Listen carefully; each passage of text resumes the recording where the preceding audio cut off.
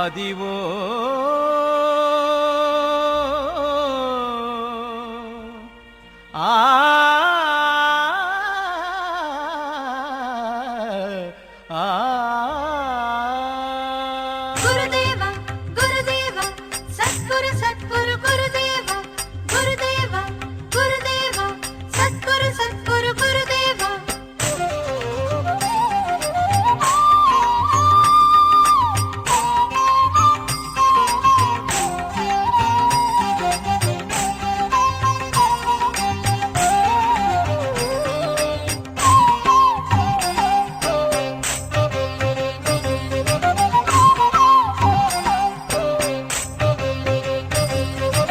అదివో అల్లదిగో షిరిడి క్షేత్రము,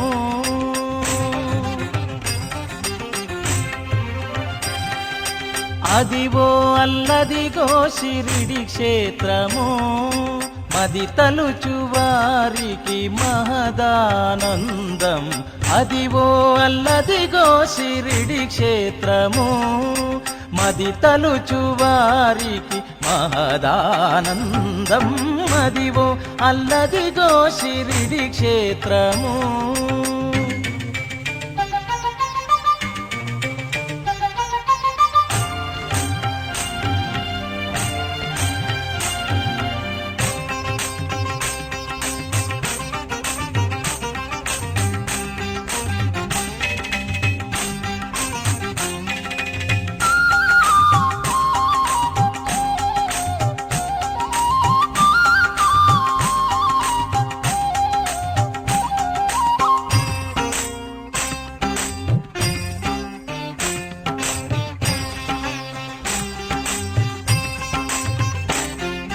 శ్రీ సాయినాథుని శుభమందిరము, అడుగిడిన భక్తులకు భవభయహరం.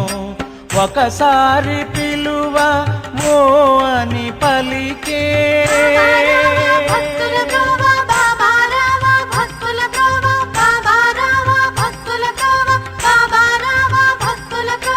ఒకసారి పిలువ ఓ అని పలికే.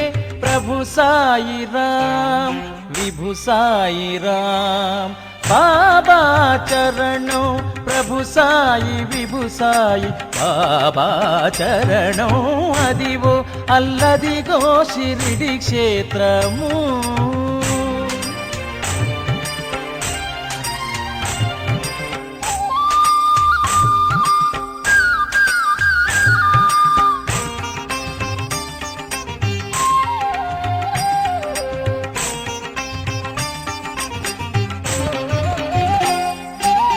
కలిమిలేములు కలతకు మూలం, ఉన్నంత కానిలో ఉందో సుఖం.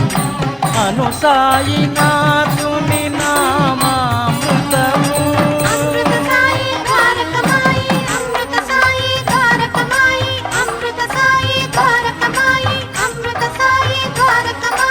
అను అంటే ఒకటి కాదు రెండు కాదు అన్ని ఉన్నాయి. గోపాలను బాబాలేరు. ఈ మందిరం కన్స్ట్రక్షన్ నుంచి నేను ఉన్నా భాగస్వామిగా ఇక్కడ అంతో ఇంతో ఏదో ఒక సేవ చేస్తూ. మొట్టమొదటిసారి ఈ విగ్రహం తీసుకొచ్చి కుమార్ గారి మందిరంలో ఇచ్చినప్పుడు బాబా గారికి మొట్టమొదట శ్రీనిలో వారు అడుగు పెట్టినప్పుడు ఆకుపచ్చని వస్త్రంతో వారు అడుగు పెట్టారట. మొదట అడుగు పెట్టినప్పుడు వీరు విగ్రహం తీసుకొచ్చి అక్కడ పెట్టి ఆ బాక్స్ను ఓపెన్ చేస్తున్నప్పుడు బాబా షిరిడీలో మొట్టమొదటిసారి ఆకుపచ్చని వస్త్రంతో కదా అడుగు పెట్టాడు.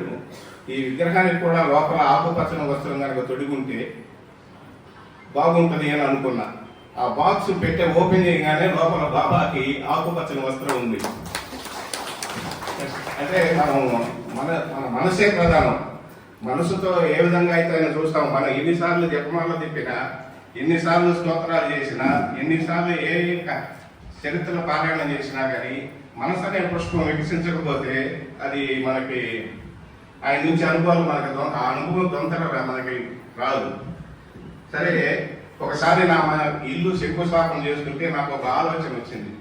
నాకు షిరిడి నుంచి తెచ్చిన మట్టి ఉంటే బాగుండు, ఆ మట్టి నీకు సమాధానం చెప్తుందని అంటారు ఆయన. ఆ మట్టితో శంకుస్థాపన చేసుకోవాలని ఒక కోరిక కలిగింది. 1500 కిలోమీటర్ల దూరం ఇక్కడికి రాను పోను, నేను రాను రేపు ఉదయం శంకుస్థాపన, ఈ రోజు నాకు కోరిక ఇచ్చావు, నాకు ఆ మట్టిని ఏ విధంగా ప్రసాదిస్తావు అని ఇష్టం అని చెప్పి హారత పాడుకున్నాను. హారత పాడుకుని బయటకు వస్తే మందిరం నుంచి ఒక వ్యక్తి వచ్చి సిటీ నుంచి తెచ్చిన మట్టి ఉంది, మీకు ఏదైనా శంకుస్థాపన ఉంటే నాకు చెప్పండి అన్నాడు. వెంటనే అయ్యా మా ఇల్లు శంకుస్థాపన ఉంది, దయచేసి మీ మన్ను ఆ మట్టి ఇస్తే నేను సిమెంటు శంకు కాదు పెట్టేది ఆ మట్టితోనే శంకుస్థాపన చేయాలని శంకుస్థాపన చేశాను. శంకుస్థాపన చేశాక ప్రతి ఇటుగా ఆయన ఇచ్చింది, ప్రతి ఇటుగా ఇచ్చాడు. గృహప్రవేశంలో ఆయన వచ్చాడు, ఆశీర్వచనం చేశాడు, సత్సంగం జరిగింది, భజన జరిగింది. ఎన్నో లీలలు నాకు తిరుపతి నుంచి వచ్చారు, వాళ్ళు ఎవరో నాకు తెలియదు, 30 మంది వచ్చి నా గృహప్రవేశం రోజుని భజన చేశారు వాళ్ళు. అలా ఇంకా ఒక మందిరంలో లక్ష్మీపురం సాయిబాబా మందిరంలో నమస్కరించుకుని బయటకు వెళ్తుంటే ఒక ఆయన నేను ₹1 ఇచ్చి తలా 15 పైసలు తీసుకోవడానికి వెళ్ళిపోయాను. 7-15 రూపాయి 5 పైసలు అయింది. ₹1 ఇచ్చాను నేను. అరే 5 పైసలు తక్కువ ఇచ్చానే అని చెప్పి కొంత దూరం అంటే మనీ టాకీస్ కాడికి వెళ్ళాక ఆలోచించా, బాబా వాళ్ళలో వాడు కొట్లాడుకుంటాడేమో, ఇలా తప్పేసానే నేను లెక్క 5 పైసలు తక్కువ ఇచ్చాను అని. సరే అనుకుని పోయి హోటల్లో కూర్చొని నేను హార్త పాడుకుంటున్నా, ఐసాయి బా సాయి దిగంబర పాట.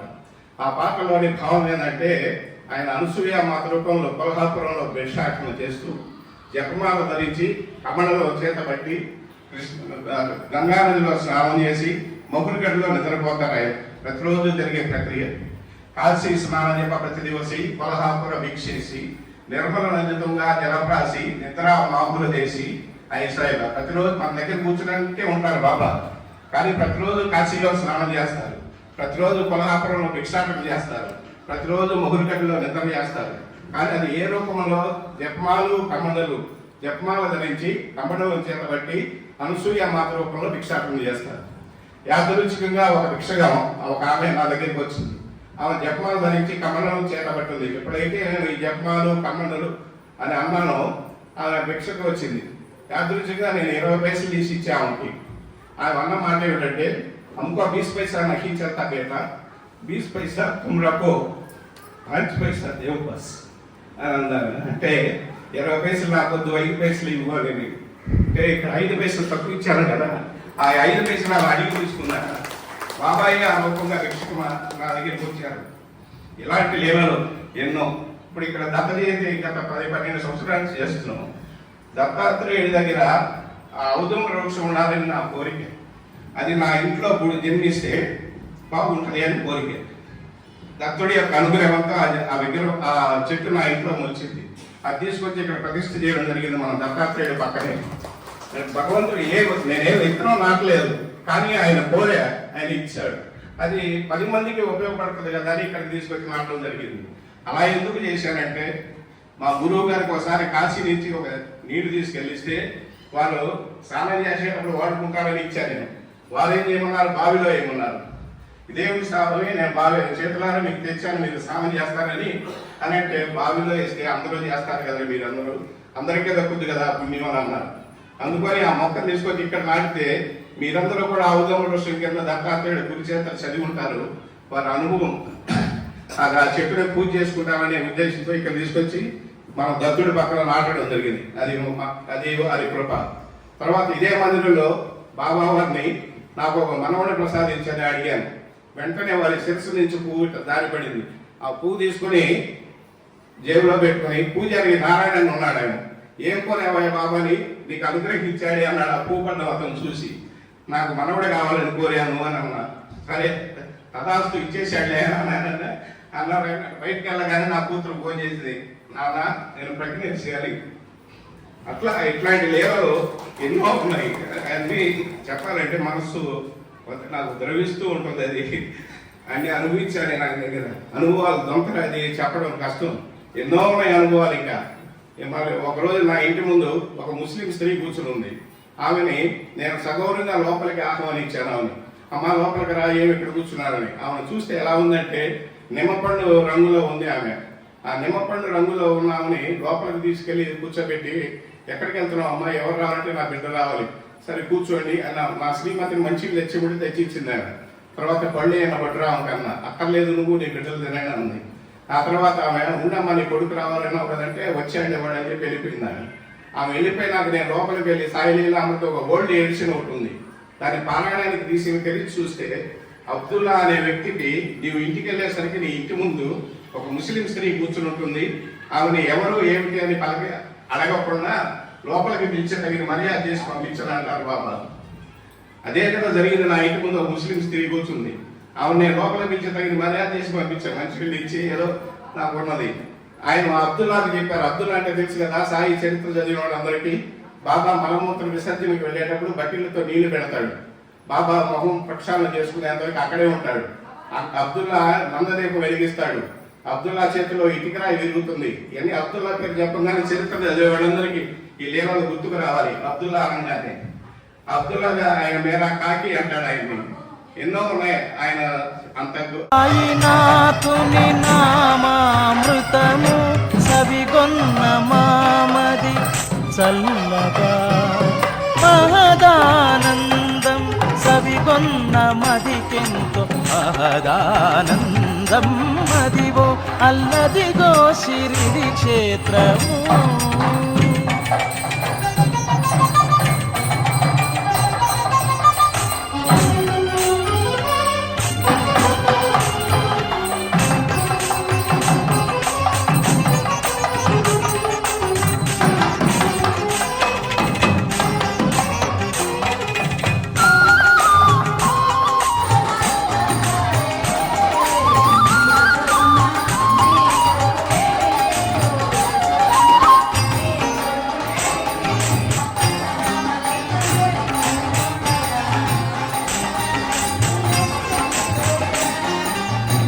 బ్రహ్మ విష్ణు మహేశ్వరుడని పలికే పెద్దల మాట పయనించెమా. పాపాలు కడతేర్చు పావన చరిత చరిత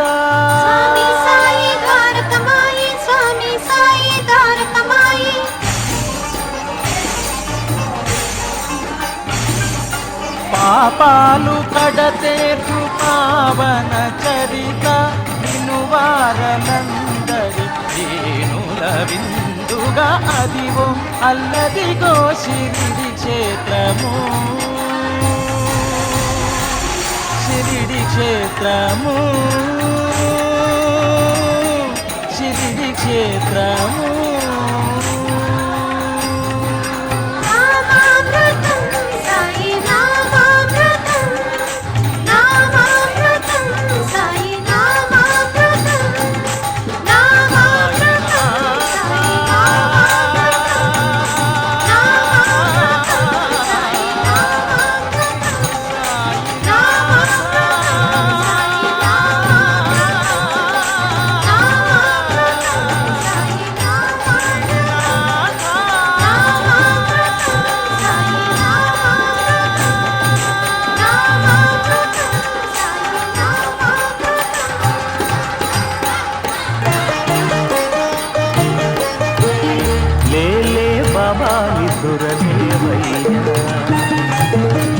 ఏలే స్వామి మేలుకోవయ్యా, రవితేజ కిరణమే నీ శరణు కోరుతూ చరణాలను చెరగ తలుపు తీసెనా.